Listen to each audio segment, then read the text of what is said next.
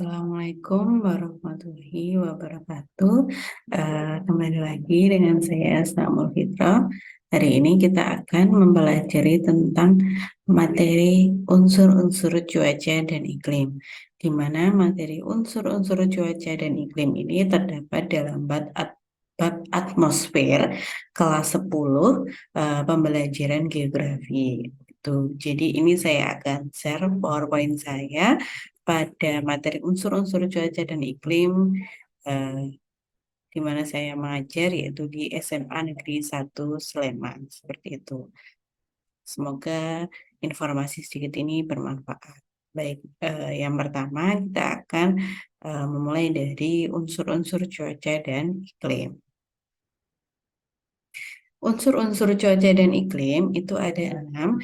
Yang pertama temperatur udara, yang kedua tekanan udara, yang ketiga angin, yang keempat awan, yang kelima kelembapan udara, yang keenam itu ada curah hujan.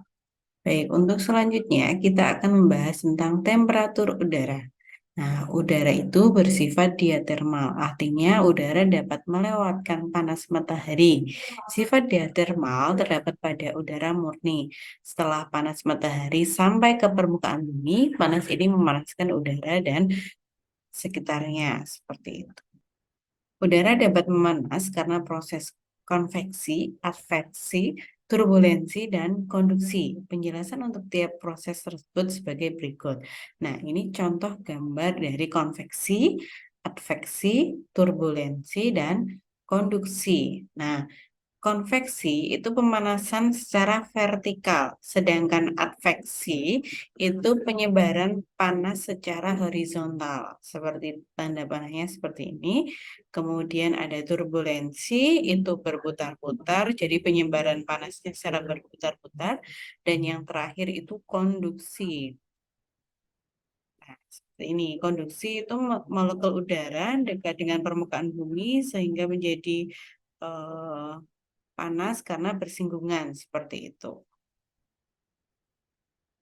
Selanjutnya ada tekanan udara.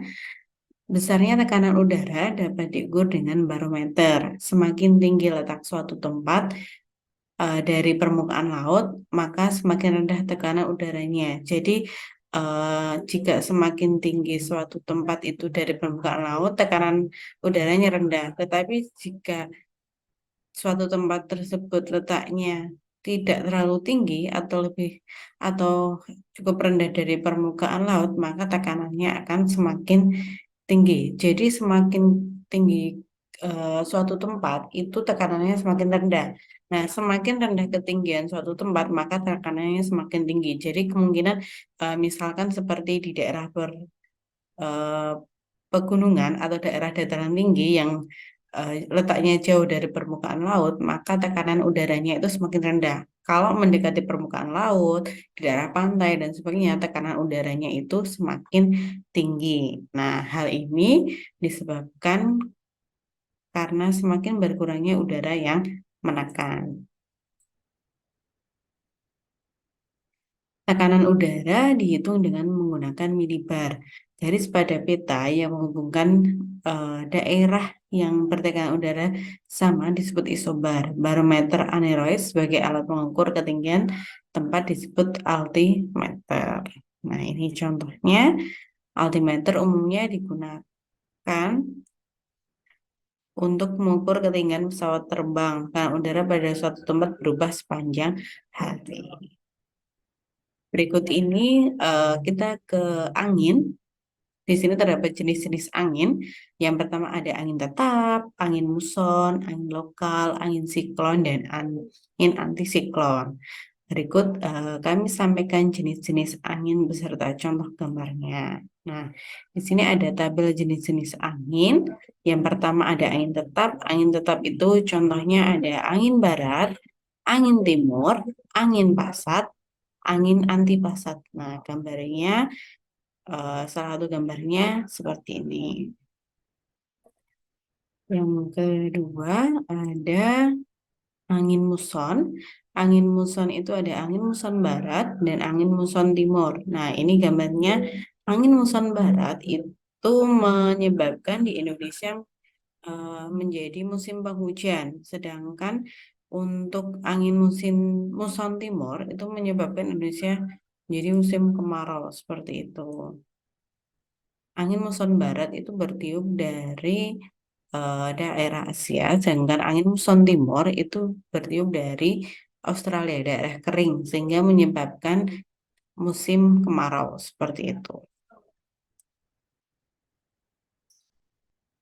Yang selanjutnya ada angin lokal, contohnya angin darat, angin laut, angin lembah, angin gunung, dan angin fon. Nah, ini contoh dari angin darat yang terjadi malam hari dimanfaatkan nelayan untuk mencari ikan, sedangkan ini angin laut yang dimanfaatkan nelayan untuk kembali ke daratan setelah mencari ikan. Seperti itu, angin darat itu berhembus dari darat ke laut, angin laut berhembus dari arah laut ke daratan.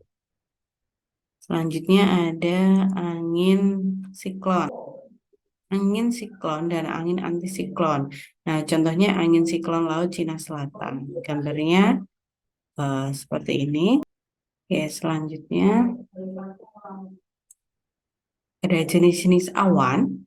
Ada tipe awan tinggi, awan menengah, awan rendah, dan awan karena udara naik.